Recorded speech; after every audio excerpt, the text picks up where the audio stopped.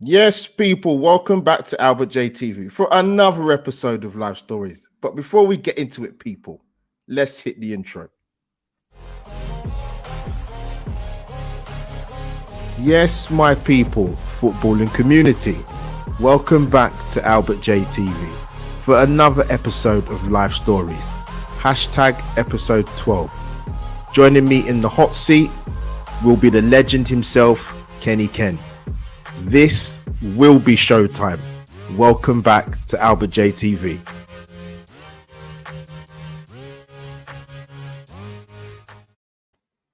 Yes, people, welcome to Albert J TV. Welcome to, like I always say, the Southeast London red carpet. Another episode of Life Stories. Hashtag episode 12. People, as I always say, obliterate the like button straight away. And for my audio listeners, this will be going on my IGTV later, and for my Spotify and Anchor, so you can hear my dulcet tones, as I like to say. But as you can see, bro, I've got an amazing guest with me for episode 12. I'll call him my big brother.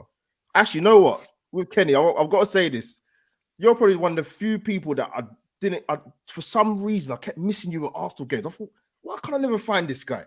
Then come New Year's Day, I've got a big shout out for someone. I call him my name. I turn around, I see Kenny Ken by the Armory. That's how we met. So, Kenny, thanks for your time, mate, for coming on the channel, and looking forward to getting you on for Life Stories. Well, thanks so much. First and foremost, thanks for having me on. Yeah, we have known each other for a while, and I have watched the stuff you've done. You know, you've done really well. You know, you're working with Craig, who I know very well. You know, you're also doing a lot of stuff with Judges, a great guy, and Dan. And you know, your content's very good as well. You know, we had a good stage backstage, but one thing we must remember is that yesterday was a very hard time for both of us. Yeah. You know, obviously you lost your mum about 6 years ago, and I lost my mum in September. So, you know, Mother's Day is such a, you know, this is the first Mother's Day I've had without my mother. You know, obviously we're both like sons of strong Nigerian women, 100%, both Londoners. I mean, Yep. and you know, my mum was a massive influence on my love of football in general, and also my love for the Arsenal. You know, being born and bred in London Borough of Islington, so it's a massive thing. And you know, it's it's something we did as a family watching the Arsenal. So it's very important. And obviously, talking to you, you know, you're going through the same thing. Obviously, you've had a long time to deal with this, and I don't know if it's ever going to get easier without both our mums, because it's still something that I haven't come to terms with. And I'm in complete denial. No, much love, Ken. Yeah, because I lost my mum in the first lockdown, mate. So April, come next week. It'll be 2 years, 6th of April. So, yeah, it's flown by, mate. And obviously, I didn't know about your mum, to be honest, until I think I probably actually saw you in the flesh. But yeah, much love to you, man. And like I said, you're right, Kenny. I think people say time's a great healer, but I don't necessarily think it is. I just think you just get on with life, and it doesn't get any easier. I don't think it matters whether it's a year, couple of years. Go on, Ken. Sorry. No, it doesn't. It doesn't get easier at all, because you know there's loads of memories, and I think what's happened as well was that it came in quite a lot of drips and droves. It was like a whirlwind, because lockdown, a lot of good friends of mine lost their lives. People I grew up with, and last year we had the tragedies of Claude, whose anniversary death is tomorrow. Oh, wow. Chig as well lost his life. Then you had Pro B's, who's big on the Arsenal scene, the boxing scene, has lost his life. And before that, you had people like Heavy D losing their life. So lockdown's been a really, really precarious time for a lot of people. And when you're going through difficult times, like you're losing a parent, you think, oh right, I've got some friends to talk to, and a lot of the people you want to lean on, they're not there as well. So it's not easy, but the good thing about it, the thing that's keeping me going, is good friends. I've had some good friends from the Arsenal community. Have been fantastic. 100%. Obviously, I've never publicised it, except for to you now. So not many people in the Arsenal community know, and they're probably not going to know, because they were just going to concentrate on the contact we're doing later. But they have been a massive helps to me. Good friends, cousins as well, people who are still there. So I can only say thank you. I just want to say a big thank you to Lee Gunner, Lee Judges as well, has been absolutely fantastic. Yeah. And those two and Dan's been great as well. But obviously the two leagues, as soon as it happened, they were like balls for me. You know what I mean? Yeah. No, 100%, man. You're right about the community thing, because like even I've met you through Twitter. I've met a few people through social media. There's been some good sides of the social media aspect, I'll say. Yeah, the love that's been shown to me in regards to just my channel, and most importantly, obviously losing my mum and yourself, you found that is Well, the thing sort of, about it, right, is that there's arguments back and forth, and some people, follow the leader, and everyone wants to be part of the get along game. But you look at the situation we had with, with people who lost their lives, and the contribution people have made yeah, towards making sure they had a good send off. Claude, you had a guy called Daniel Bailey, who's mm, again goes to Eagle a lot. Obviously, I'd never agreed with anything that my methods, but I got nothing respect for the people that come out, and obviously, Ola as well. He's gone through a yes, lot of worries and difficulty, and yesterday, a brilliant, great guy, called Nathan Minas, he was contacting me. He said, "Look, let me know by Sunday the 27th if there's any way I can top it up, and then make sure he hits the target." And he did it, and that's yeah, just someone in the Arsenal community, and that's how we always look after us. So when people can be a bit facetious and cruel and horrible, just remember one thing, right? When you're down and your luck, it's things like that makes you faith in your football club and makes you faith in the fan base. yeah, You know, 100%, go up a few notches, because there are some good people out there. And sometimes, when you think and stop your infight and just think, you know what, that's a human being. yeah. No, well said, Ken. Big shout out to Ola, obviously reached his target on his GoFundMe page to help his residency. So, yeah, listen, Kenny, you'll echo this as a fellow Nigerian brother. When I saw that, that wasn't even a second thought to donate. Mm, Like, this is, man, this is a guy's life you're talking about here. So, big exactly. up to Ola, man, 100%. But Kenny, no, I'm Right, gonna kick off. let's put on the show. Let's talk about what people want to watch. Don't worry, man. Don't worry. The Kleenex is here, man, in case, man. But no, Kenny, glad to get you on. I'm gonna kick off with the first question, man. Yeah, as I ask all my guests on live stories, your Arsenal story, mate, how it all began and your earliest memories. Hashtag the Arsenal. Hit me with it, Ken. Well, I was born in 1972 in at Liverpool Road Hospital, the Royal Free, which used to Okay. be in Liverpool Road, then moved to Holloway Road, and then no longer exists because most people now are born in Archway. So born in 1972, and then both basically what happened is that our first house in Albert Park, and then from Yeah. Albert Park we went to Cratchfield, the Holy Park Estate, and then obviously where my massive Arsenal story, commenced properly was in the Andover Estate, just off Durham Road, Hornsey Road, and Seven Sisters Road. Okay. So it was in Besant Walk, Arsenal enclave. Before anyone says that the Arsenal pubs are the Tollington, the 12 Pins, and Gunners Pub, a load of rubbish. The Arsenal pubs back in my day were the Duke of Edinburgh on Front Hill Road, Okay. and on Durham Road we had the Moray. The Moray doesn't exist, but that's where a lot of the Arsenal fan base, obviously from all walks of life, that's where a lot of the people came from. Obviously they don't really like to talk about it, but I'll just talk about certain memberships within the Arsenal fan base. I'll leave it at that. But most of them, used to congregate around Andover Estate, plan their away trips, go on the purse, get those little personal slips.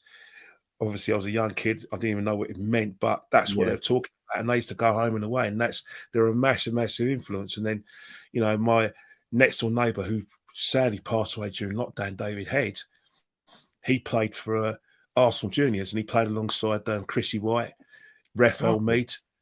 So Raphael Mead used to play for Arsenal, scored a hat-trick at North London Derby in '83. Yeah. I used to see him a lot because Raphael Mead's from Hornsey Rise, and they used to go to the Tollington Park, which is around the corner. But mostly it was that. But it was my mum. She was just such a massive, massive gooner and a massive football fan, really. Is that, as kids, she used to talk about players like, Cruyff, Pele, George Best. She loved George Best.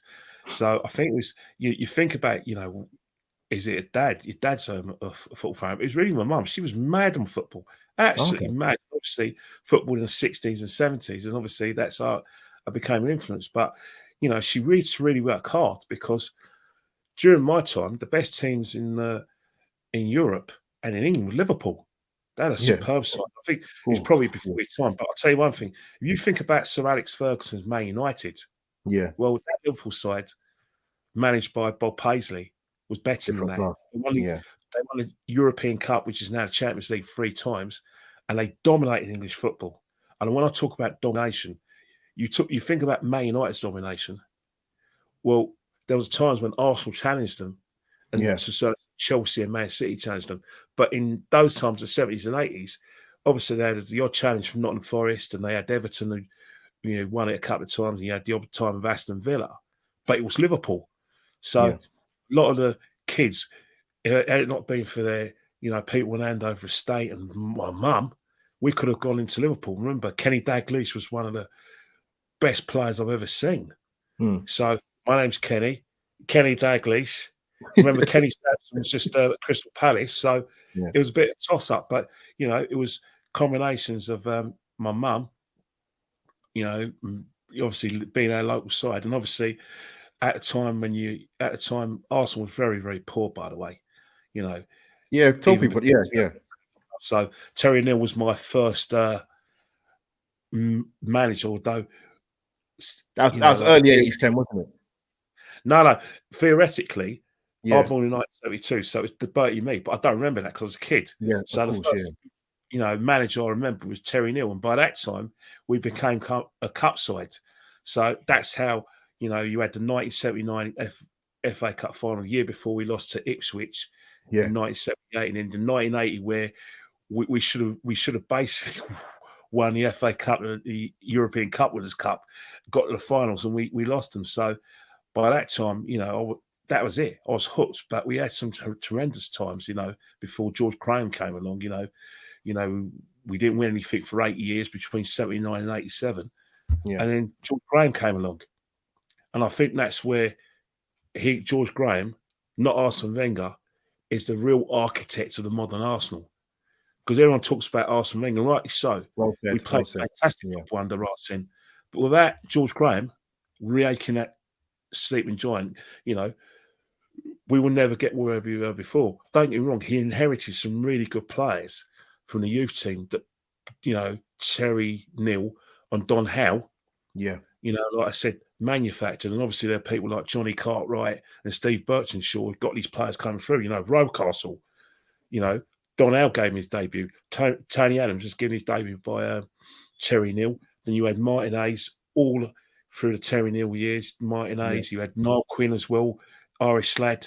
Obviously, you know him from playing with Sunderland and Man City. So we had that nucleus of the team, and then we bought Viv Anderson. And I think that team, 86, 87, for me, is my favourite team because it made me feel that Arsenal were capable of challenging, because at the time it was like Liverpool and just accepted it. Arsenal just happened to be in Europe. But when 1986, you had those games against Tottenham, the League Cup semi-finals, beating Tottenham at White Hart Lane 2-1 in every game we played. And then we're the underdogs, where we lost the home leg against Tottenham Hotspur, Clive Allen, and then the replay, Viv Anderson and Niall Quinn make it 2-1, and then the replay, Rocastle gets the winner. And then after that, we play Liverpool. Because remember this, Ian Rush, 1987, before 1987, he was on loan from Juventus, because Liverpool bought him and sold him the year before. And basically, whenever Ian Rush scored, Liverpool never lost. So we're going into the League Cup final at Wembley. I'm 15. 87, isn't it? 87. The brother's about 13. We're trying to get tickets, do anything we can. Basically did everything we can, borrowed and stole everything we could to go and get some tickets. I won't tell you how successful we were, but let's just say I was very pleased with everything, including the result. and how we got there. But the most important thing is that when Ian Rush got the first goal, I thought we'd lose because Liverpool never lose when Ian Rush scores. And then Charlie Nicholas came along and he was like, he was very much the 1980s version of Mesut Ozil. You know, the big price tag, the talent, the natural ability, but never used to do it on a regular basis. And he 2-1, beat him 2-1. From then on, that's when I think Arsenal became a big club again. Yeah. Ken, before I go on to the next question, before I go on to the next question, when I don't know how much you remember at the time, but when we got linked with George Graham, what was the sort of feeling around? How did you feel, and what's the feeling around sort of the Arsenal fans? Because you came from. Well, the thing about it is that Arsenal fans were very. It's a funny question to ask it because at the time, obviously, you had the Terry Neal years in '83 when a lot of Arsenal fans actually went to the town hall to get him sacked because obviously the season before that we got to 2 FA semi-finals, the League Cup semi-final and the FA Cup semi-final 82-83. We lost to Man United. Yeah. Man United in the League Cup and then they beat us at Villa Park. And then that season, when Terry Neal finally got sacked, lost at home to Warsaw, lost at home to Coventry, lost at home to Watford. Liverpool spanked us. You know, we the only thing that kept Terry Neal on the job is that we beat Spurs in the League Cup, round fourth round, and then the next round, in order to try and get the quarterfinals, we lose to Warsaw, and that was it. And then it was West Brom. Then we got splattered by West Ham away, and then that was it. Terry Neal got the sack, and then Donnell got the job, and he kind of steadied the ship where we finished 6th that season, beat Tottenham home and away, even though Tottenham won the UEFA Cup. And then the season afterwards, it was 2 7th-place finishes, but it weren't good enough. So basically what's happened is that Terry Venables was massive, you know, left QPR, went to Barcelona, so he wanted to come back to England. So Arsenal Football Club, behind Donnell's back, were interviewing Terry Venables for the job. So when you think about Terry Venables Tottenham, and you think about Terry Venables England manager 96, Arsenal were trying to get him in 86. Yeah. Obviously, John Howe found that, got the ump, left, Steve Burnshaw came over, and then all of a sudden, Terry Venables decided he wanted to stay.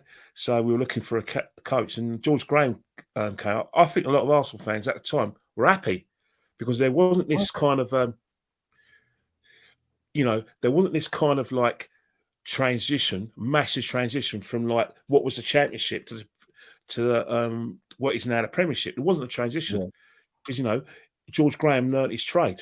So if you look at the situation, you think about it in the 1980s, Trevor Brooking used to play for West Ham and in the second division, but he still played for England. He was still getting England caps. So it wasn't that much. Top player as well. You know what I mean? So when George Graham got the job in 86, May 86, a lot of us were happy because he played for the club. He won the double in 1971. Obviously, he came to us from Chelsea in 66, left to go to Man United. Not the Man United of Sir Alex times, the very poor Man United in 1973.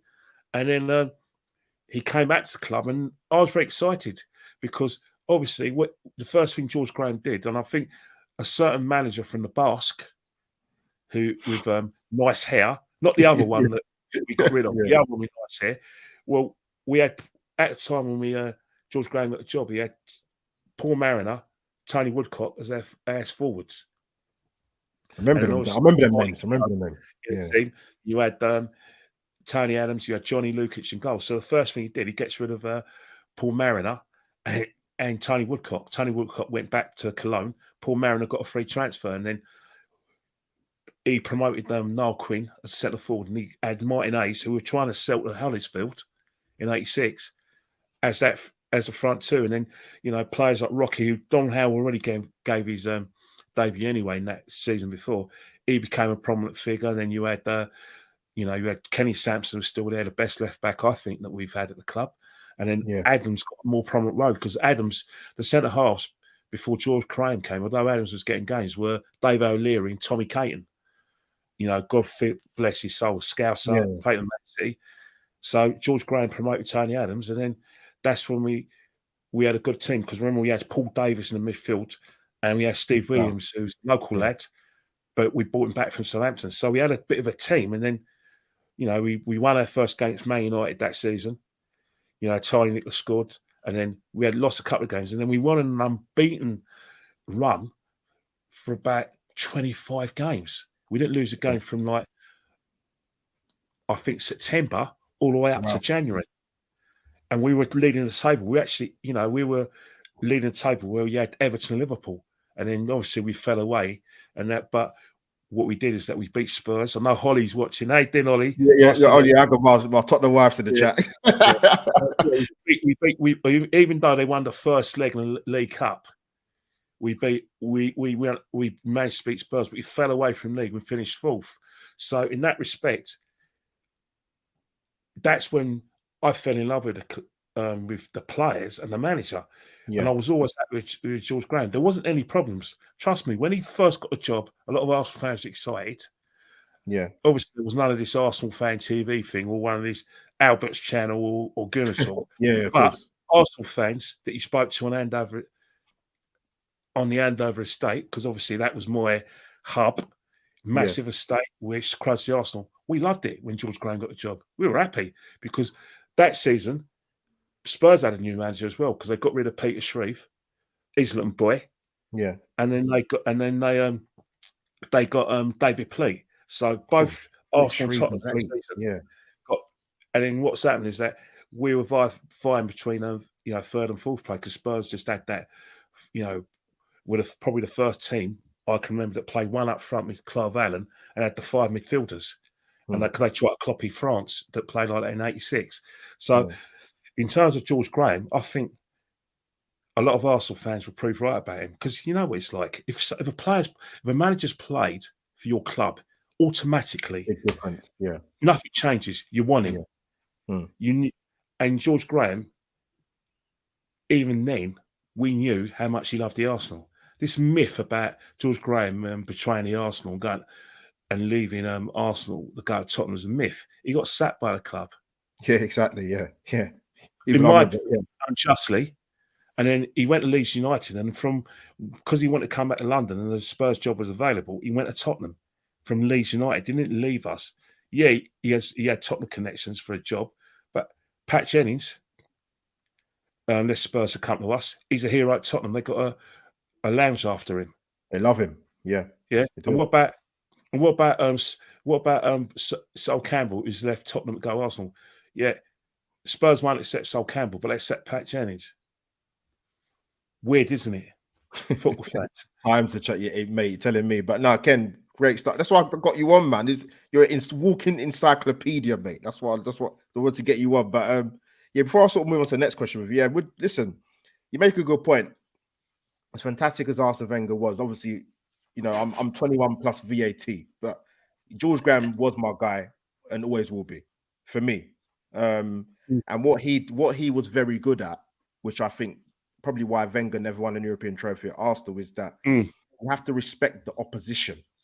You can't go to places like Bayern Munich and the San Siro and get beat 5-1 and 4-0 and come back. You can't do it. You need to respect the opposition and set up defensively better. And that's why I love Gorgeous George and always will do. So, Kenny. The thing is, I speak to a lot of people who are Arsene Wenger, you know, who pro Arsene Wenger and who disagreed with me in my stance to have Arsene Wenger removed and replaced as the manager. And their first starting point was George Graham. Oh, yeah, it was George Graham who got me into the Arsenal. There's a guy from Poland. We have a love and hate relationship. We both block each other and say it. But I said to him, Yang, what's all this Arsene Wenger? He said, what are you talking about, Arsene Wenger? It was George Graham. When I was in Poland and I moved to England, it was George Graham who got me Arsenal. So George Graham's got a massive influence. Yeah, 100%. On a lot of these people. Obviously, with the younger fans, because younger fans, especially our fans that comes from abroad, want to sort of learn about the history. The first thing to learn about the history is we hate Tottenham, rightly so. We'll get to that later in the show because I want to put a few people straight. They automatically hate George Graham because, one, they hate George Graham because of the fact that they feel that if you praise George Graham, you're deflecting from Arsene's great work. No, you're not. No, not at all. And they said, well, he went to Tottenham. he took a bung, so he's not one of us. He shouldn't have a statue. But that man should have a statue at the football club. The fact that he won in Europe, he won the league at Anfield in '89. He won his team in '91 was the second best ever Arsenal team to the 2002 team.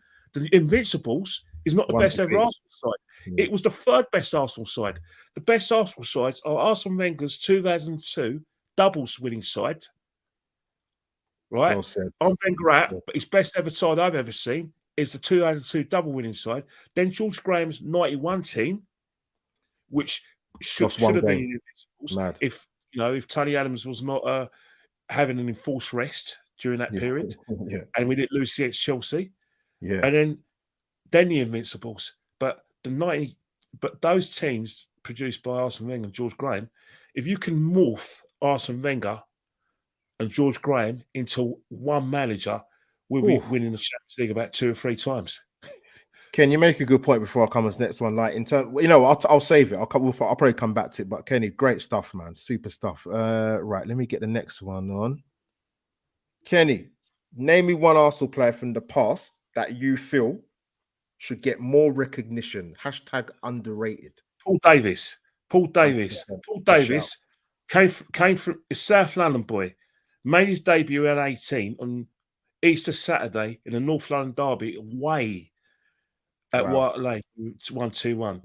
Probably got one of the best left foots, one of the best passes we had at the club, But when you think of Arsenal midfielders, everyone talks about in the 80s, Steve Williams, Brian Talbot, who got a lot of plaudits because of the fact that he had England recognition, and obviously he scored in the FA Cup final in 1979, and because he's a bigger name. But Paul Davis never gets any recognition. I mean, Paul Davis had a big career. He started under Terry Neal. Then he was the senior player. Because remember, when George Graham came to the club, he's only 24.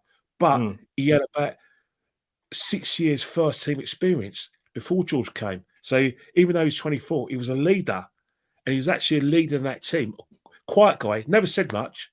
You speak to any Arsenal players from the past, he never said a word. But you can never underrate his importance, especially when we won our first trophy in what I call our renaissance in 86, 87. Yeah. You look at it, who was involved in the first goal? First, the equaliser, Paul Davis. You think about, the involvements in, even though he kind of vying for a place with, Kevin Richardson in 89 and 1990 before Kevin Richardson left the club. It was always Paul Davis, who I feel even now never got any recognition. Superb player, should have got England recognition. Yeah, he was calling the ball. He had a turn of pace, although people thought he had no pace, and he had so much time on the ball where he can get the ball, even though he had tackles screaming around him. He could just get the ball, look up, and make a pass. He kept it so simple. You know what I mean? Yes, he wasn't probably as naturally gifted as Glenn Hoddle and probably Graham Ritson and Liam Brady. Yeah. But when you talk about Arsenal midfielders, and I'm talking about my day because I'm 50 years old, obviously, we're going to talk about people like Vieira, Petit, players like, Mesut Ozil, Cafola, all those sort of players and all that midfield. Even the present players, if you want, Thomas Partey and Grant Xhaka, and they all get a mention. But Paul Davis never gets a mention. Class. It's not just as a player, but it's his contribution, leadership, and the fact that he played a truckloads of games for us. And if you look at our best nights, he was in the squad for a lot of those periods, but no recognition. The guy, if you think about it, got a League Cup winners medal. He's got 2 league championships. You know what I mean? And obviously he's in and around the squad in '94, yet no recognition. And plus he's coached the club as well. And I felt there were times I think he took the club to a tribunal because obviously he wanted to get some sort of promotion to sit alongside Arsene Wenger, but they promoted Steve Bruce. So this guy's contribution to Arsenal Football Club should never, ever, ever be underrated. But underrated, I think it should be shouted from the rooftops. Yeah. You know what I mean? It's not a case of me thinking, oh yeah, because he's a South London boy and you're an 80s boy and he's one of No, that. no, no. No, it's a contribution. This is not a token gesture. Ken, he's a name that comes up a lot. So I'm glad You're you a brought him South up. London boy anyway. You must know Yeah, about. yeah, You're a South London boy. You must know about the South London boys like Kevin Campbell, Michael yep, Thomas, yep, Paul Davis. yep. David Rocastle, God bless his soul. A Broccoli. lot of Yeah, South London boys 100%. who've made a big contribution to us. Obviously, a lot of you South Londoners still think that Arsenal's a South London club alongside those Spurs fans who live in Middlesex. I've heard the songs, mate. Yeah, When I yeah. was a kid, even when I was at the clock end in the 90s, you used to have Arsenal. There was a kind of a South London kind of posse entourage. Used to, when we were all singing their songs, they used to go South London, Arsenal, South London, Arsenal. You know what I mean? I was thinking, hang on here, pipe down. We worked our butts off to get recognition of being a North London club, and you Yeah. South Londoners, and that take us back to 1930, pre-1913. Yeah.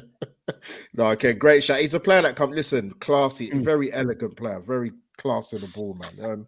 Ken, one player I want to ask you about quickly before I move on to the next one is I remember him well enough. I was quite young, but I loved Anders Limpar, man. Maverick Brilliant player. Excellent player. We bought him from Italian football, Swedish international, Hungarian heritage.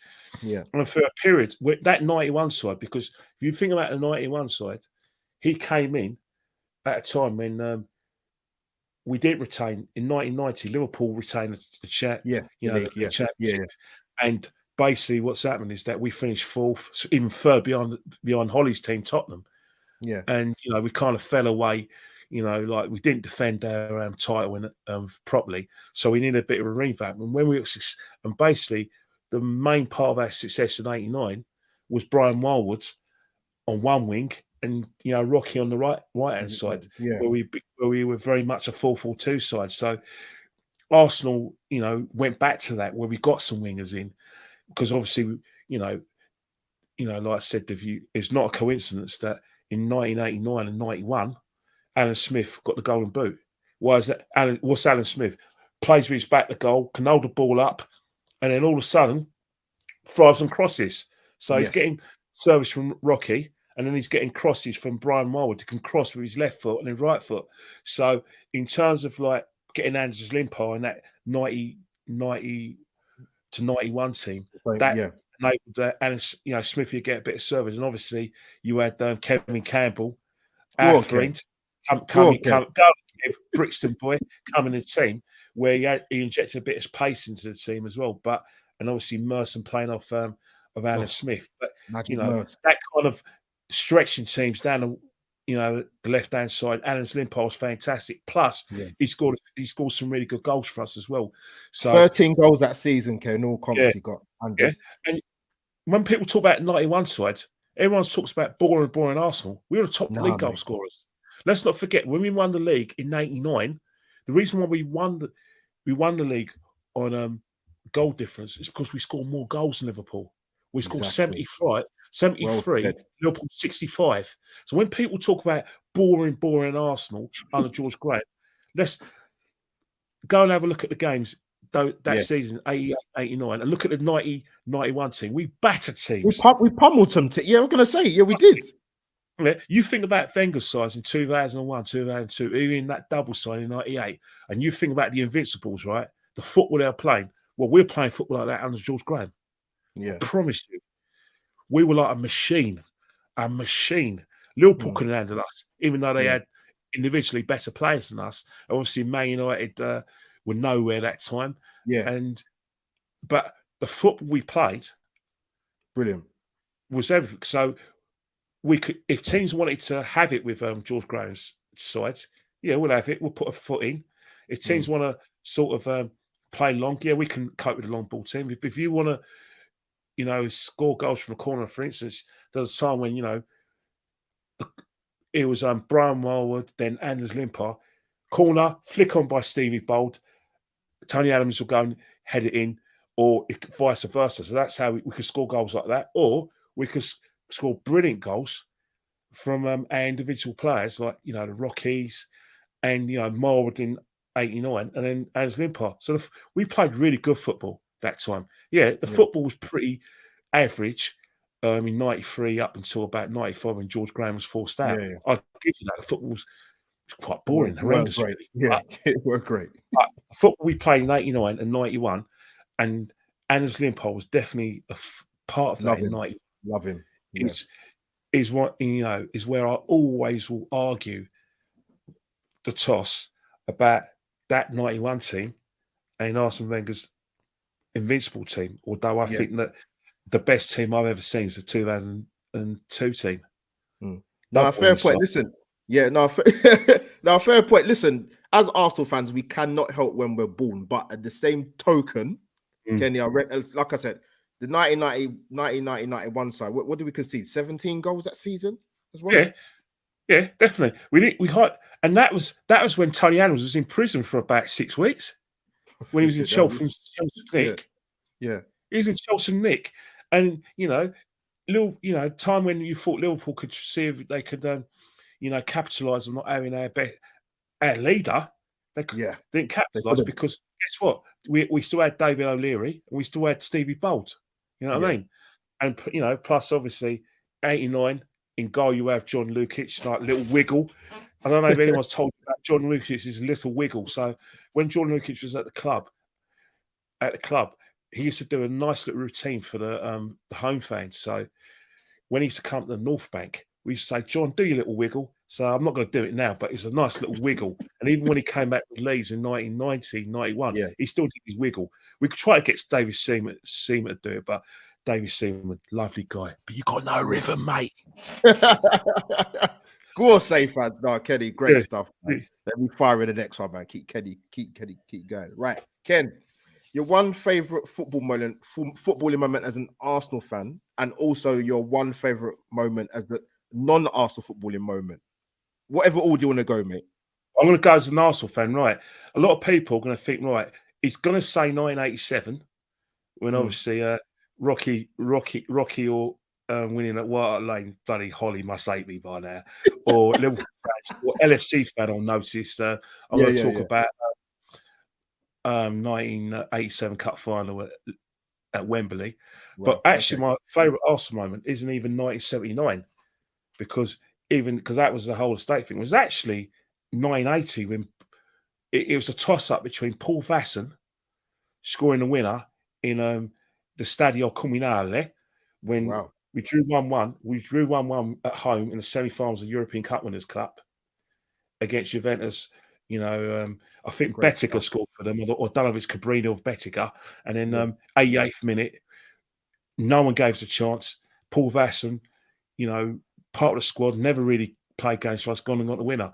But that's not my favourite moment. The favourite moment, I don't know if anyone's told you about this, there was like a marathon in 1980 where we got to the FA Cup semi-finals. So in the FA Cup semi-final, one semi-final was Everton versus West Ham, where obviously Frank Lampard's dad was scored a winner in the replay at Ellen Road. And then we played Liverpool. So we drew 0-0 at Hillsborough. Then we had a replay a few days later, 1-1. Then we had another replay at Villa Park. And then we had another replay with a draw. And then basically, I think it was a Thursday.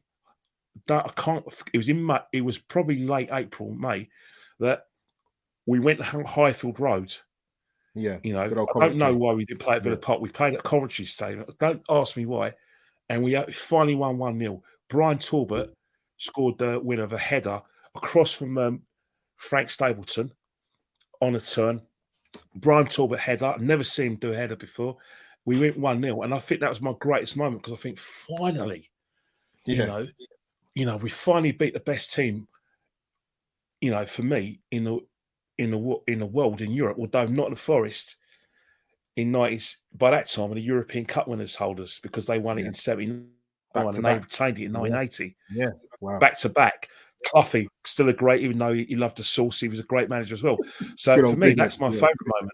But the reason why it's very poignant is because when I talk about Brian Talbot, he played 70 games that season. 70 games. Wow. We played 70 games in the league and cup that season. So you're talking League Cup, FA Cup, the Football League, and the Cup Winners' Cup. We had 70 games, and the only player to play every minute in every game was Brian Talbot. That's why I only realised that a few years later when I went through my Arsenal history. But yeah, that was my best ever moment. And obviously, I thought, right, we're going to win the FA Cup because we're only playing West Ham. That's only West Ham. I mean, second division West Ham, and then we got Valencia. All right, yeah, that's going to be hard because they have players like Mario Kempes, players like that. Yeah. So and we played in Brussels, so that could have gone either way. But we had Don Howe as our coach, and Don Howe's one of the best, like one match coaches in football. If every God bless his soul, he's not with us anymore, but every coach and every player will always talk highly of Don Howe. Wimbledon, when they won the FA Cup in 1988, who was their coach? Who assisted Bobby Gould? Don Howe. Don Howe. You're in 96 in England, isn't it? Well. Yeah, but for that, then losing to West Ham, Cherub Brooking never scored a header in his life, and then that was it. We had nothing to show for that excellent season, very exciting, but we won nothing. I mean, don't worry. There's a club down Seven Sisters Road. You get on a 279, get on a 27 or 259 who are experiencing that. Yeah. Ken, what about non-Arsenal football? The non-footballing moment, right? Tough one. As a kid growing up, it was when Brazil won the FA Cup. Won the World Cup in '94. Because whenever you think about football, whenever you watch the World Cup, because we're brought up in this country, we're brought up to, get the fervour of supporting England. Obviously, people with Italian heritage or Irish heritage or Ireland never got there until Jack came along.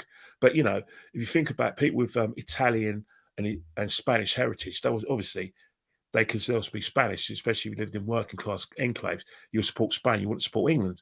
But his second team was always Brazil. So every time, you'll get the World Cup and you always pray that if England didn't win it or the country that you were aligned to didn't win it, you hope Brazil will win it because you love Brazil. It's not the fact that the football they played, the samba beats, the players like Zico, Socrates, Eder, Serginho, Careca, all these great players. And then it's the fans. Every tournament Brazil comes, you just see all those, green and golds with the sort of the blue ball, and you think that's just samba football. So, one of the best games I've ever seen was the 1982 game between Brazil and Italy, when Brazil had the best team never to win the World Cup. Brilliant. That, very good. And bloody Paolo Rossi, 2 years exile for match fixing, scores a bloody hat-trick. Breaks my heart. And then in 86, it happens again when Brazil loses on penalties. Not a great side as 82. And in 1990, Canigia in the second round. So in 94, when Brazil finally do it, it was a great moment because I think every little kid little kids who love football wanted to play like Brazil, especially if you've got Afro-Caribbean influences, especially where everyone doesn't want to pass the ball, they want to dribble. And how we used to go, your drill play, you got air, you know what I mean? All those kind of sort of like things. So Brazil winning the world, even though they won at penalties, and even though they were very much a functional team, when they had Dunga as captain, but they still had players like Mario, Bebeto, although Bebeto's not as naturally gifted as Mario, but they had, they had those sort of players, and they had like strong players, in defence and everything. So Aldair was he there? Aldair was in 1990, but they had some a good functional side. Like I said, they beat Sweden in the semi-finals. I think it's in Dallas where Romario scored a toe poke goal. Good Swedish side. It's past Revelli. Sweden's another functional side. And in the final, that was when a young Nazario de Lima didn't get on, won the World Cup without getting on. But that's when the first introduction of the original Ronaldo. But for me, that's my best sporting moment, Brazil winning the World Cup in '94, because they finally done it. Yeah. No, Ken, great shouts. Mine quickly. I've said it people on live stories before with Arsenal. Mine is and still is 1994, mate, beating Parma in that Cup Winners' Cup final. As a top Parma side. Italian football back then was a complete hotbed. Oh, definitely. You talk about players like Mussi, Apolloni.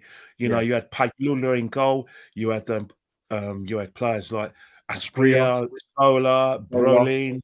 Yeah. You know, yes, and you had Sensini, the Argentinian centre half as well. Yeah. Who won the Copa America in '91. So they had a superb side, and it was like there was this guy who owned Parmalat, milk. Suddenly came to the money, and he put money at the Parma. They became like a top side. Yeah, and then when the money ran out, a lot of their players went to Lazio and Internazionale. You know what I mean? But they had a top side. No, it did. And my non-Arsenal footballing moment for me, Ken, this is an easy one. I've actually mentioned this quite a few times. Seeing Nigeria win that Olympic gold in 1996 was incredible. You know what that you think about the teams they beat in the world, innit? The teams they beat. Mexico quarterfinal. Yeah. Brazil semi-final. Semi-final. Yeah. Yeah. Not just that though, mate. Sorry, mate. Not just that as well. People have to remember with this Nigerian side that we had some top players playing in Europe. I mean, I think Creebo West was at Auxerre at the time, maybe. I'm not sure. Amakachi. George Kanu obviously gets all the plaudits. Amakachi. Amakachi. Was Yukini playing? Because I know Yukini was in '94, but yeah, Yukini. Yeah, he might have. I think Sunday Elise and Victor Kaba was the top side, Kenny, top players playing in Europe. And you know the guy the guy who's Chelsea's sporting director was Emanalo. Was he in one of those teams? Oh, I'm not sure. I know Babayaro. Yeah. I think it might have been a bit early for Babayaro in that tournament, but Michael Emanalo. Nigerian football was me up that time. 94, 98, mate, was incredible. Them 4 years is brilliant. But yeah, those are my moments. But Ken, I'm going to fire into a bit of a change of subject to this question, mate. But bit of a double-loaded question. But a gear change in the life story. Great to hear what you got to say about this. But yeah, also your experience as well in terms of the sort of social media side and YouTube and Twitter football side. But what would your advice be to anyone thinking about starting a channel or being involved in terms of football, in terms of Twitter and YouTube? Hashtag have your say, Kenny Ken. Well, most importantly, one thing you've got to do, you've got to remember one thing, right? Don't forget your mates who you speak to every day, because they're the ones who are going to back you. They're the ones who know you, and they're not going to doubt you. There's a lot of people who are on social media, and they tend to they're what I call sharks. They know what is successful on that platform and what's unsuccessful. They know who to follow, and which group to align themselves with. Invariably, they align themselves to people who are very popular, so they tend to go with what the majority say. So if the majority have one view, that's the methods they will use. So you can't take it seriously. Don't take it personally. One thing is, do not think that these people are your friends. They're not your friends, because the minute you're ostracized, you won't hear from them. They'll unfollow you, and they'll join in the public execution. You've seen that yourself. I've had that, and people who've passed away have had that. Also, most importantly, if you're setting up a YouTube channel, one thing you need to realize is be a quick learner. You have to be a quick learner. Learn the technology quick, and when you get something, i.e. technology, make sure if someone shows you, they ain't going to show you again, so make sure you write everything down. Most importantly, one thing you need to realize is that no one's going to help you. Your competitors won't help you, because at the end of the day, if they're doing this full time, they don't want anyone to steal their ideas, because this is their money. Most importantly, what you've got to learn, one thing is that successful people are successful because they know how to be successful. They know when and who to align themselves with. They know what doesn't work and what's not successful. So if it's not successful, they cut it away and dump it. So, for instance, these up and coming people you may help, don't take it too personal, get too attached to these guys, because they may align yourself because you may know someone with 1 million subscribers. You may be friends with someone with a big account. So they're getting with you because they want you to introduce them to someone directly or indirectly to that account. And then once they get that link, you won't hear from them again. And then what will happen is that they won't normally, oh yeah, can you post this for me? Can you help me out with this? Can you help me out with that? Or can you come on my show? You won't hear from them because they've moved on. That's how successful people work. They're basically, your industry is full of users and abusers who basically, what I call them, are food critics. Like they taste a dish to see if it's cooked properly. And if it's cooked properly, they'll swallow it. If it's not cooked properly, they'll spit it out. So that's what you've got to remember with social media. And especially when you're trying to do this, is learn quickly, because no one's going to help you. No one's going to help you. The only time you're gonna work with successful YouTube channels is if your channel success yourself, because they want your followers to come over to them, and vice versa. Yeah. Right. So all those people who get on programs like Sky TV, remember, they've only got on there because they've seen that with the fan channels, i.e. AFTV, it's no secret that people with bigger accounts weren't getting the recognition that their subscribers deserve, because TV weren't interested in them. So what they've done is they've looked and said, right, TV are not interested in this geezer and that geezer because maybe they use colloquialisms, or maybe their language ain't great, or maybe they're not complimentary towards a club. So they're going to watch someone who's complimentary towards a club or Arteta and said, right, I'll do that and I'll stay on. You notice that everyone who goes on Sky Sports are always complimentary about a club, even when the club win, loses or draw, and they're complimentary about a manager. You watch it. You go on Lads Bible. They're sometimes they don't even believe what they're saying, but that's what TV and the mainstream and these big commercial companies want at the moment. They don't want discord. They don't want people getting out banners saying Arteta out or Wenger out. No, that was 5 years ago. They want people to get on who are fan friendly. You know what I mean? Nice. That's the advice I give to everyone. Everyone is, if you've got an alternative view, then don't even think of going to mainstream, because I won't have you. They won't touch you with a barge pole. To be honest, you have to be an actor. You've got to be all things to other people. But remember, there's only very few people successful, and the reason why how do I say it? The margins and the volumes are very small is because one, they work at it, and it's not pick up and leave it. What they'll do, they'll live and breathe it. They'll study what's right, and they'll study people. Remember, successful people put their confidence into you, so you can help them until you stop being useful. That's why very few people are successful. No, Kenny, great words. Ken, I'm going to say my little piece. You might want to come back in again, but obviously you was aware of my situation probably the end of January, early February. And what my advice to people from what I've seen on the platform, more so in terms of probably doing the YouTube side of it in the last probably 2 years come June, but just say effectively 2 years, is that you can be accountable for your actions, but also you can't be accountable for other people. So in regards to myself, I collab with a particular person since November 2020. For some reason, that particular individual decided to go and forward on private conversations, which were made public by other YouTubers. Now, people say to me, Albert, why would somebody throw you under the bus like that? I have a few reasons for it. I have a few answers for that. For me, what it is, people need to what it is, what I've noticed, Ken, right, with certain people, when they say things like, oh, well, I haven't done content for a while because, everybody says all the same stuff. Absolute rubbish. The reason why you're not doing content anymore is because you're not where you want to be with your channel. You're not making any financial reward.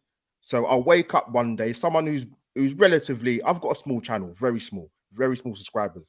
I haven't got no special endorsements with any brands or whatever. People look at me and think, okay, this guy's been on bigger channels. He's been asked to go on bigger channels, for example. I'll tell you what I'm going to do. I'm not where I want to be, so I'm going to throw him under the bus. And that's exactly what happened a few weeks ago. And to add even further on top of that, Ken, they couldn't get me on one angle, so they went down another route, because people close to me who actually vouch for me, look out for me, and actually care about me, said to me, look, we've been hearing certain things, how you've gone around harassing females on the platform. I said, what? And the thing is, when I think of when people go and throw out certain words on a social media platform, know what you're talking about. And what I mean by that is, when I think of harassment, go and look up the cases of Jeffrey Epstein. Go and look up the case of Harvey Weinstein. Come back to me and tell me to my face, tell me what harassment is.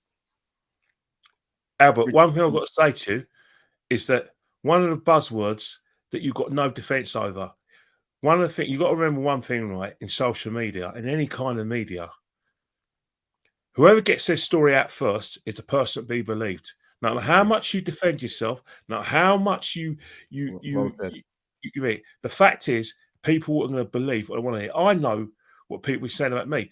To this day, people still think that what happened in the AFT offices, even though I'm no part of AFTV, that I was laughing when we lost against Chelsea in the Champions League, Europa League final. Are they serious? Yeah.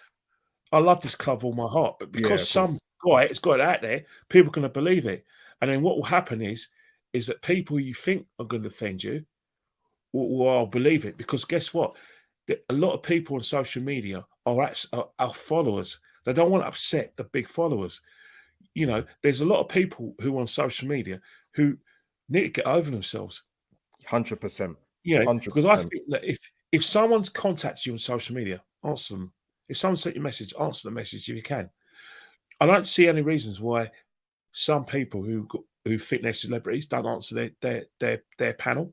And I think that's the problem with social media as such, is that the minute at the moment, we got a massive cancel culture in this country. 100%. And basically, it doesn't matter what political spectrum you come from, you're not allowed to make a mistake. You're not allowed to have a misunderstanding. If someone's accused you of something and they got their story out first and it's got to thousands and thousands of people, you've got no defense. And that's when I always say to people, don't take this social media seriously. Do not neglect the people around you, your friends who know you, who know what your voice sounds like, who knows when you're laughing. Don't neglect them and go to these people on social media, because they don't bloody know you. What they're doing is massaging your ego. Oh, look, I've got about 1,000 followers. Oh, aren't I great? Aren't I happy? I've got 15,000 followers on Twitter. I've got 10,000 on Instagram. So what? Unless you treat these followers properly and answer them and integrate with them and discuss football topics and give them the time of day, don't you dare boast about your followers. What I do is on my Instagram, if anyone wants to chat, I'll talk to them. The reason why I talk to them, because I love football. I love talking to people, because you know what? If someone's made an effort to speak to me and sort me out, I'll speak to them. Not everyone's like that.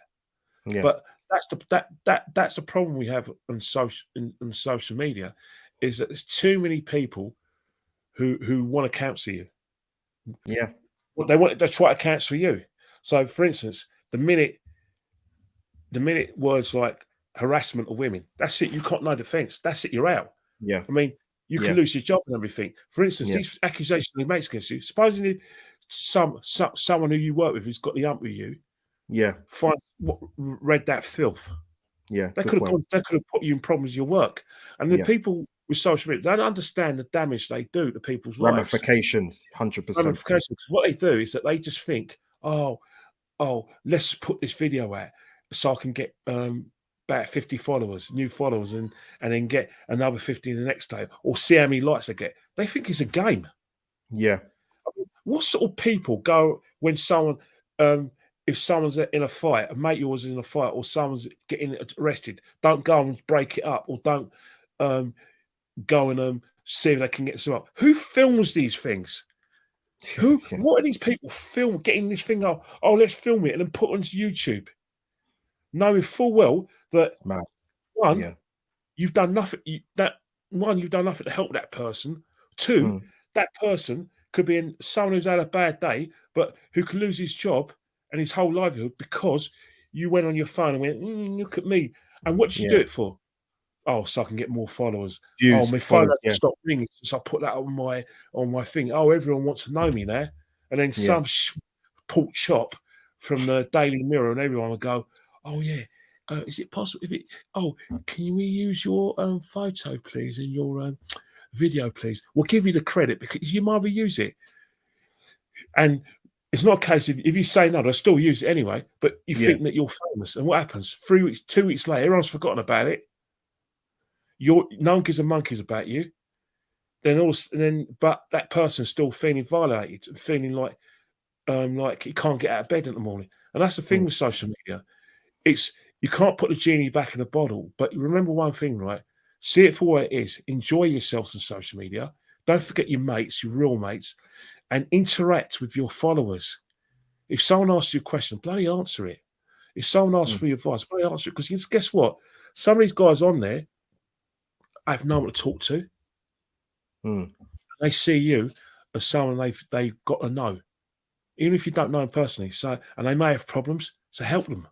Use your social media thing for the greater good. Yeah, we're all human. We're all going to react. And one thing we need to realize with social media, I'm talking about all you content creators as well. Remember one thing, right? You haven't got media training. You're not trained for this. You're human. So just remember one thing. When you go into these things, remember, think and count to 10. Because whenever you've got a YouTube channel, you're one video away from getting 100 million, a million views. Yeah. But you're a video away from losing everything. 100%. People sharks. You know what I mean? Watch what you say, right? Don't put anything in writing, and don't put anything on a WhatsApp message or anything. Just keep your mouth shut. Speak to people in public. I'll tell you what, if you speak to someone in public and have a conversation with them, they ain't got time to bloody record you. And it's well said, honestly. Unless they're a pork chop or a wazzock. And that's the thing. One of the things about social media is the trust has gone amongst your own.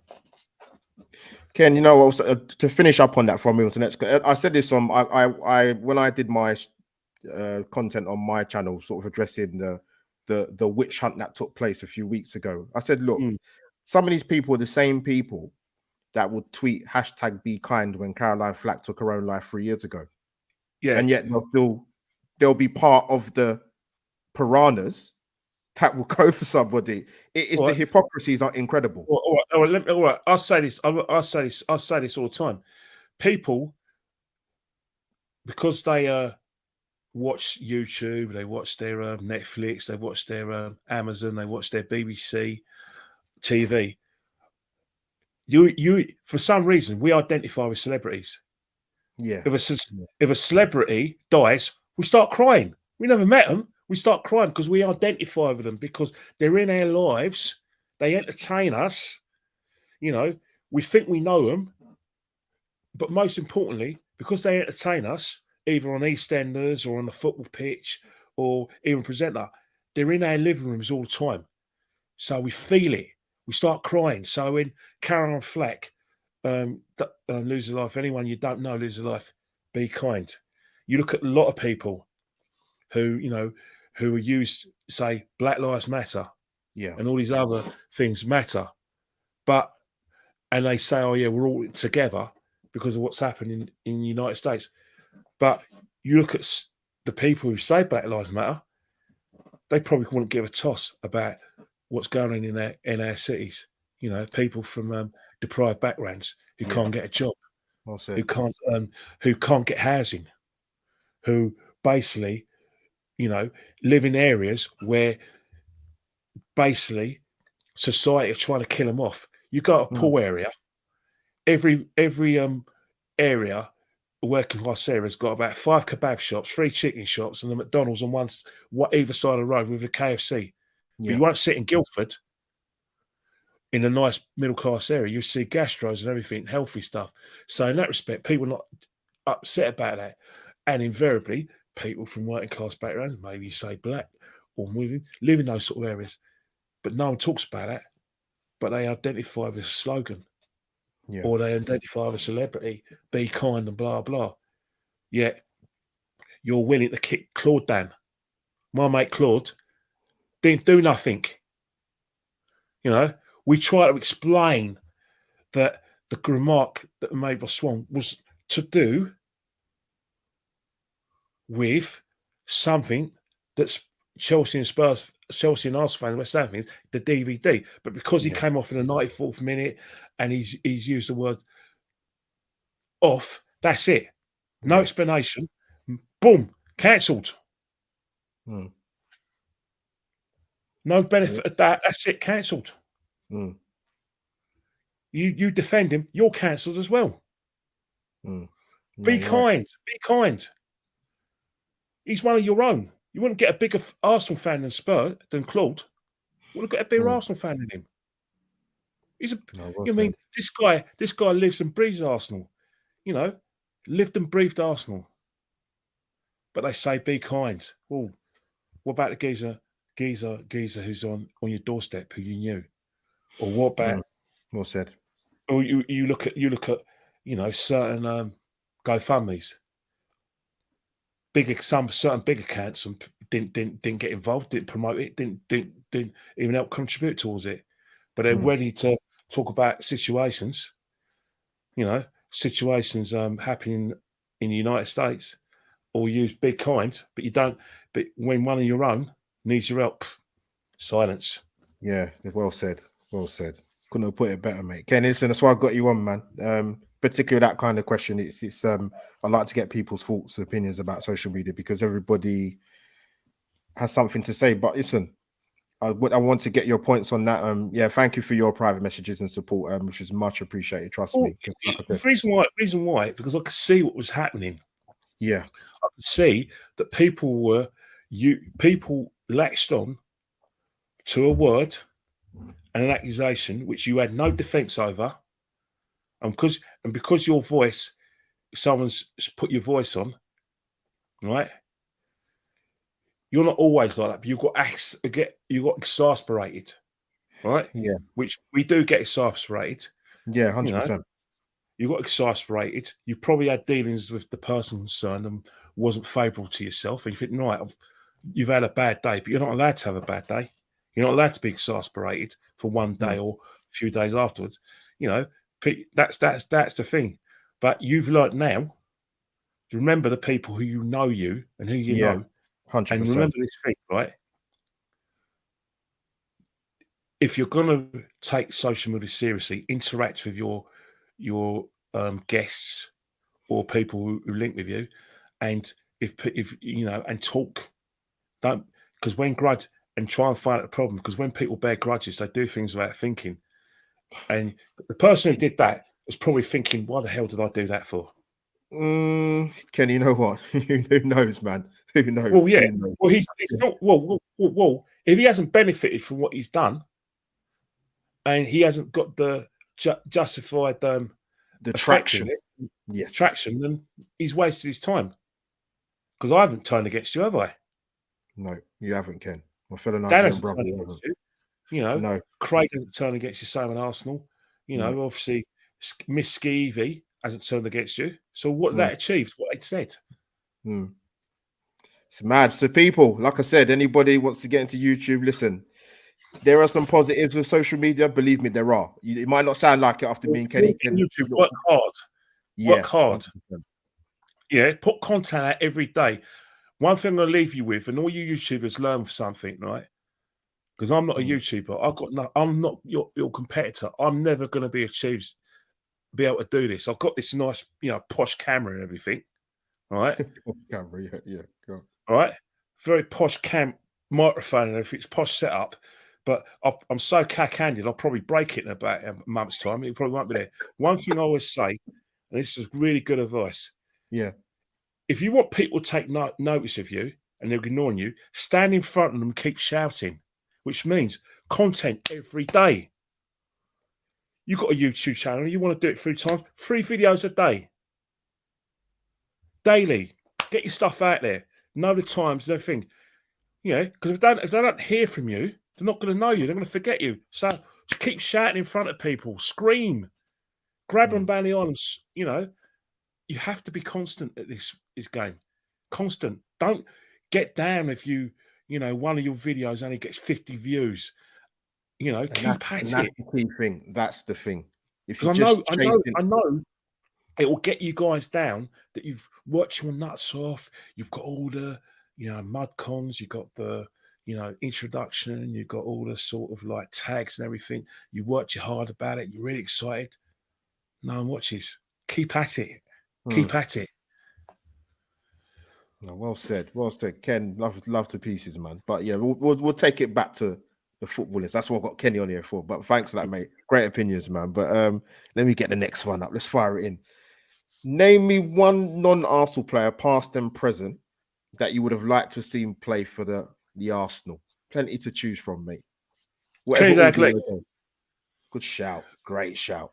Kenny Dalglish. If you think about Liverpool players, right? The best 3 Liverpool players I've ever seen, and the reason why I always use Liverpool, forgive me, Arsenal fans, for using Liverpool, because that is where basically my reference point. Yeah. Because you were growing up in the sort of 70s and 80s, there was only one team, Liverpool Football Club. Every team wanted to be like Liverpool. Everton, when they had their success in 85 and 1987, in fact, if you go from 84 to 87, modelled themselves to Liverpool. George Graham modelled himself in Liverpool. Everyone modelled himself. No matter whether Sir Alex likes this or not, I'm going to knock Liverpool off their effing perch. What you did at Aberdeen and what you did with your Man United is based on Liverpool. They're the blueprint. They're the blueprint, all right? So what Liverpool used to do in the 1980s, everyone said, what was Liverpool's secret? I'll tell you what Liverpool's secret was, because John Barnes blabbed it. What he did is Liverpool never trained you. All right? There was none of this like, blackboard or you want whiteboard or that bloody old. I ain't got a problem with the word blackboard, by the way, because I was brought up on blackboard, but now it's a whiteboard. Call it what you like. There's none of these like technical coaches or philosophies. Liverpool never trained you. So basically, what they did is that they never bought young players. What it did is they bought players who've played in the first division for 3 or 4 years, who got experience. So they joined. If they came to Liverpool at the age of 23, they would have played first team football for 3 or 4 years. Johnny Barnes, Peter Beardsley, and all that.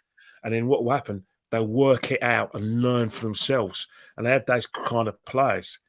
Hence the fact that was the boot room secret, and that's why they were the best.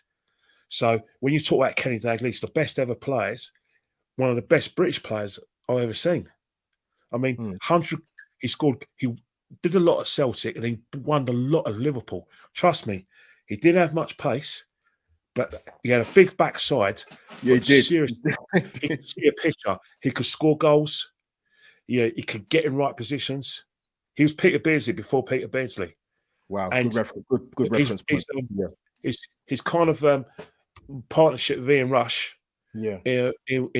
was phenomenal, because when he first came to the club, he replaced Kevin Keegan, who went to Hamburg in '77. But every kid, even though you loved the Arsenal, you supported every other club, it was your reference point was Liverpool. Kenny Dalglish. Everyone wanted to be Kenny Dalglish.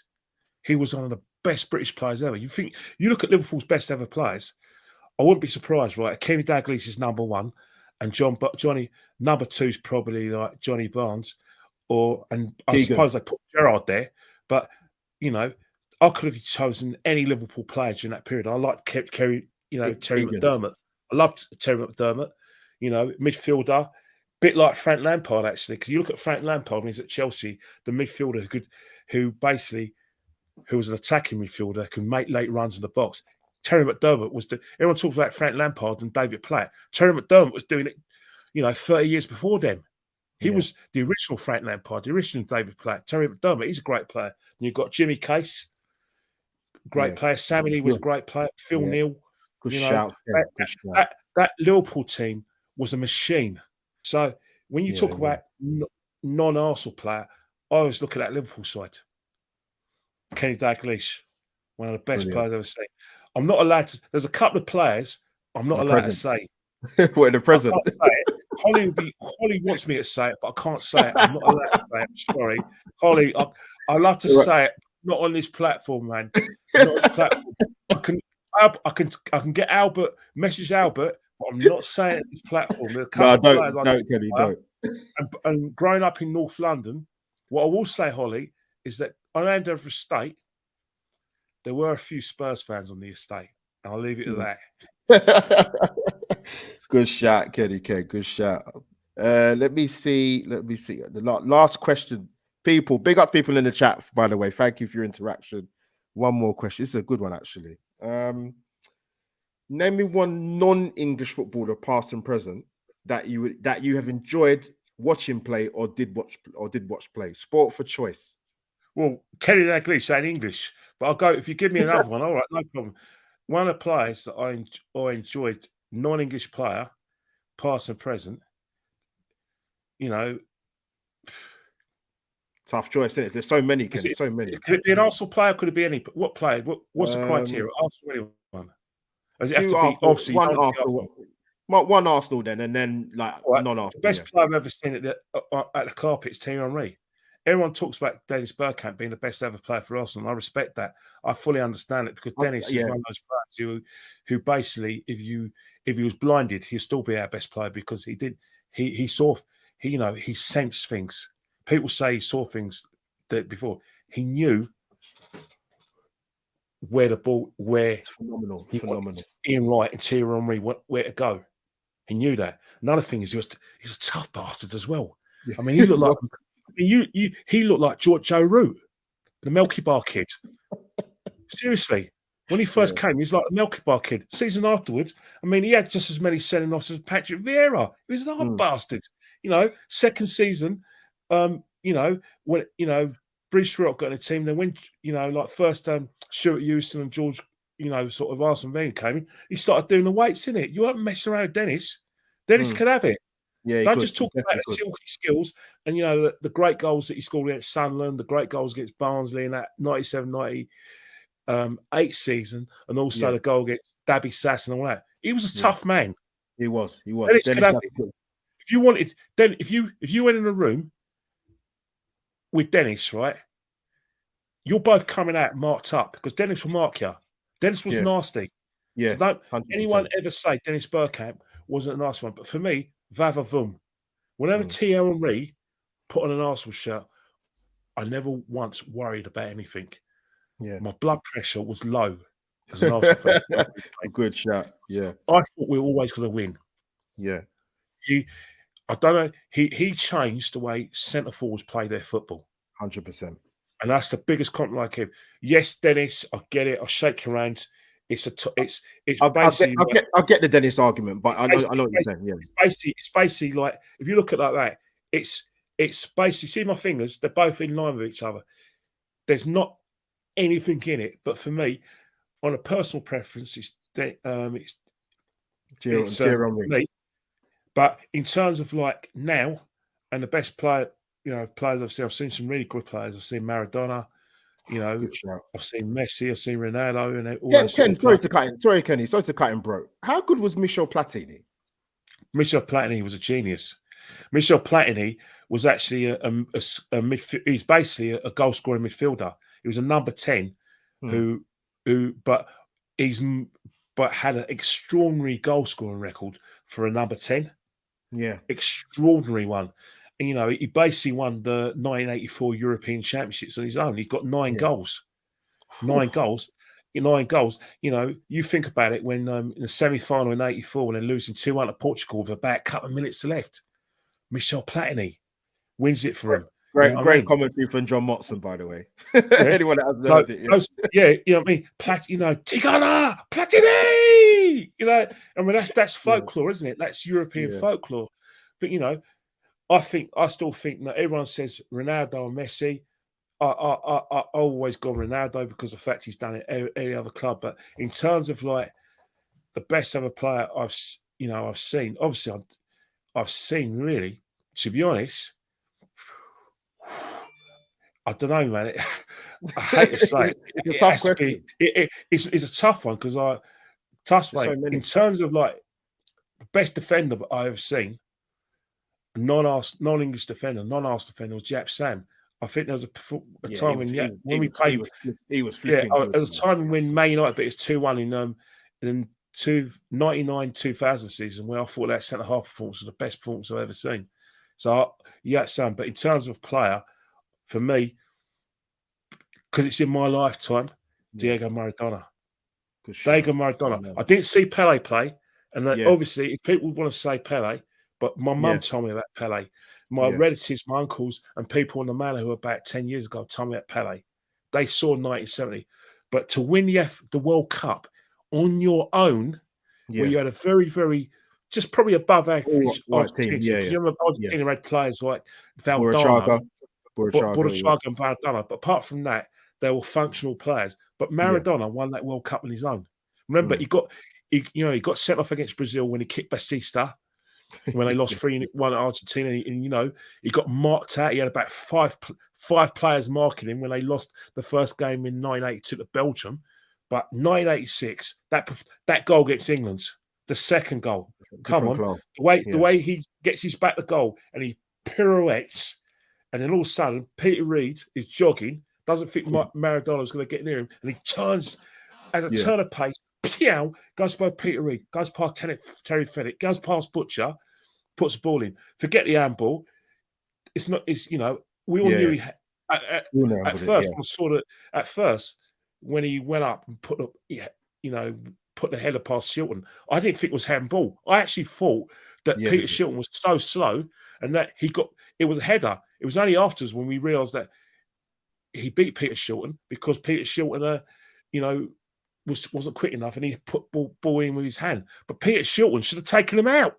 Yeah, he should have. Yeah, 100%. He was too slow coming off his line. That's the fact. If Peter Shilton came out and basically done a sort of Harold Schumacher on him, I remember that. Argentina probably would have gone in front with the second goal that Maradona scored, but the hand of God should never happen because Peter Shilton was too slow coming out of his goal. But then again, so we got Argentina. Then look what he did. Look what he did at Napoli. Napoli didn't win anything. Yeah. He won the league, Serie A, which was dominated by Juventus and the Milanese clubs. Yeah. He won it on his own in 87 and 1990. To go to Serie A after, he got kicked out of Spain, kicked off the pitch in Spain. I think who is it? Gocochea of it was a Spanish centre half called Gocochea, a butcher of Bilbao. Basically broke his legs in 2 places. Gocochea, and then obviously he didn't get on with Terry Venables when he got the job. So he went to Napoli in '84. They started building a little side around him, but he won that on his own. So for me, being alive when Diego Maradona was his prime, I thank God. Thank 100%. God. Yeah, Ken, I'm gonna read off some names, but there's one guy. It might surprise a few people, but I remember seeing him play. But people listen. There's some really gifted footballers like the 2 Croatian boys, Prozanecki and Boban. Very good players. Well, Boban started the actual. Boban was basically like one of the catalysts for the war in the Balkans because Zagreb were playing I think with Red Star Belgrade, and one of the, I think a Zagreb fan went around the pitch, and one of the Serbian policemen went to break up, and Boban kicked him in the back and ran off, and that was kind of the prelude to the war in which Yugoslavia, probably one of the best Yugoslavian teams in '92, couldn't compete in the '92 European Championships. And guess what happened? Denmark, the team that went off the pitch, Denmark, went and won it. Yeah, but Yugoslavia would have won the best teams in Europe. But Prosinecki, great player, probably suffered from injuries towards the end of his career. But but Boban, when he was at Zagreb and Milan, top player. The two Italian boys, obviously Totti and Del Piero. Totti. Oh my God, Del Piero. Del Piero was one of those players. He had natural ability, but he worked hard as well. Yeah. And defender-wise, Kenny, one of my favourites. Maldini obviously is in there, but Lilian Thuram for me was immense. But started out right back, but then latter careers like centre back. But brilliant. Yeah, but one of the best markers you'll ever see in football is Baresi. He's only 5'10", but one thing is that he can mark you out of the game. He can read the game. He's a bloody good passer of the ball. Yeah, underrated. He's quite good in the air. And one of the things is that he didn't like Alan Hansen. He didn't go to ground when he tackled. Yeah. No, he's very good. And I would say, obviously, I've always said Zidane for me is one of the best players I've seen personally. I thought he was fantastic. Came into Euro '96 with a big billing, as I mentioned before, but didn't have a great tournament. I think he was French football of the year that year. He looked quite, did it? Because he won. Bordeaux got to the UEFA Cup, which they lost, and obviously played every game. So by the time the Euro '96 was in England, he looked knackered. Him and Jokiev looked knackered, but it was quite an interesting thing because Eric Cantona and Ginola got left out of the French squad because they were promoting players like Jokiev, Dugarry, and Zidane, and they wanted to move away from. Because remember, that time when France should have qualified for '94, somehow they lost to Israel and Bulgaria at home. And, so players like Ginola, who got blamed for giving the ball away against Bulgaria, some of them never played for prominently for the national side again. Because remember, Gerard Houllier was the manager that time for France. And one player, Kenny, one player before we finish up on a lot of maybe some of the younger audience in the chat when they watch this back. And I would say Italian guy. I would say if I was to look at an English player who's the equivalent, I would say Matt Letizia. He might agree, but Roberto Mancini was a good player, man. Mancini was a fantastic player. There was a time when Sampdoria won the Serie A in '91, where he had a good, where it was him, Lombardo was playing, and you had I think Cerezo played, and then you had players like Vialli alongside him. So that season they smashed the granny out of AC Milan and Internazionale in the San Siro. So that was an excellent side with Lombardo, Vialli, Mancini, and they were there on the bench when Italy won their Euro 2020. I still don't understand how Italy have not qualified for the World Cup. A World Cup to Italy, two World Cups to Italy it's unthinkable, isn't it? But it is. Mancini, Sampdoria, '91. That's where I remember him from, and alongside Vialli. Yeah, no, top player, man. But no, Kenny, man. Firstly, thank you for coming on and fantastic. Enjoyed myself. It's got to talk, anyway. Great knowledge, man. Fantastic knowledge. People in the chat, smash the like button, like I said. Thank you for tuning in. Kenny, quick thoughts about Arsenal before we wrap up, mate. Top four? We're in a team possession. We've got to keep winning. Got to keep winning. 100%. It's a lot closer than people think because, even though we won all those games, we've had to come from behind. So, one of the things is obviously Man United have got competitive games. They've got Liverpool, which is going to be hard for them away. They've got Chelsea at home, and then they've got us. Man United are Jekyll on our side. They can easily win all those games because of the natural ability of their players on their day, or they can get marginalised. Spurs, the only difficult game they got is Liverpool away. North London. The reason why I'm not mentioning us because our record against Tottenham at White Hart Lane's wretched. Our record at Stamford Bridge, apart from last season's, wretched as well. So it's going to go down to the wire, especially if we drop points against Man United at home, Spurs away, and Chelsea. I do have fears and concerns about Spurs and Chelsea away. Yeah. So really and truly, we have to win those games. Crystal Palace is going to be very difficult as well. They've got some very good players, attacking players. At least I know he got taken out the French under-21 squad because I think he's got a leg injury, but I'm sure he'll be fit tomorrow. But if we win the midfield battle next week, we win the game comfortably. Because I do think Crystal Palace in midfield. Obviously, they got for me. They've got attacking players, but who's going to get the ball to them? So if we win that midfield battle, that's where we got to be very, very careful in the midfield when we play against them, and also defensively they can be kamikaze. Although they got Gay, who's come from Chelsea, and they've got Tarek Mitchell, Northwest London boys playing well. So if they get it together. And play as a team and get that, we're going to find them very difficult to beat. But if we win the midfield battle, I think we can win this. It'll be a very, very stressful game. Your blood pressure is going to go up. It'll be quite exciting actually. But it could go either way: 3-1 Arsenal or a draw. Yeah, I think we get a point, Kenny, mate. I wouldn't bemoan that, but listen, to go to Selhurst Park and get the 3 points would be fantastic, but I think we might get a point, mate. But that's not being negative. That's they should have smashed us at the Emirates. They absolutely mullered us at the Emirates. Yeah, I think we've got away with one there. One thing I say, if Thomas Partey isn't fit, then we won't get top 4. Keep him fit. Everyone talks about Odegaard, rightly so. Everyone talks about Saka. But Partey's instrumental. But Partey is a player that gives all those players a platform. I mean, there's a few pork chops, I say it nicely, who think Granit Xhaka's our midfield. He stopped being our midfield years ago, and he certainly now is a junior part of our midfield. It's Thomas Partey. Since he's got the grasp of our football, he's been our best player, and quite quietly, I think that every player in our dressing room would appreciate him and realise that, when he's not in the team, our team looks weaker, our midfield looks weaker, and we don't have the platform to win football matches. So we've got to keep him in cotton wool. I'm not saying it's going to be a massive loss. It's not going to be a massive loss if we lose Odegaard or other players. But Thomas Partey is the glue, the fulcrum that keeps it all together. We lose him with the way he's playing at the moment. We lose momentum, and top falls in jeopardy. He's that good. Well said, man. Kenny, like I said, man, thanks for coming on, man. Great. I enjoyed myself. You know what I mean? No, come on, fantastic. Look, London Nigerians, man, do your bit. Ebo boys, come on.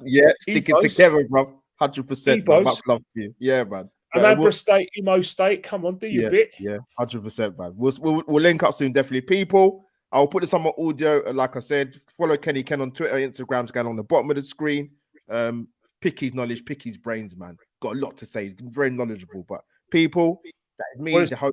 Some people say that I talk too much on podcasts, and that I think that I'm too important. I think they're on the channels you go on. Lee Judge's channel. Nice guy called Don. This is called Life Stories for a reason, man. We don't want to hear everything, Kenny. Fair enough. All right, so I can get carried away myself. All right, that's good. All right, no problem. No, that's great, man. I'm looking forward to put this on the audio. But people, your host Albert JTV, subscribe, like the channel, and that is Life Stories episode 12 over and out, people.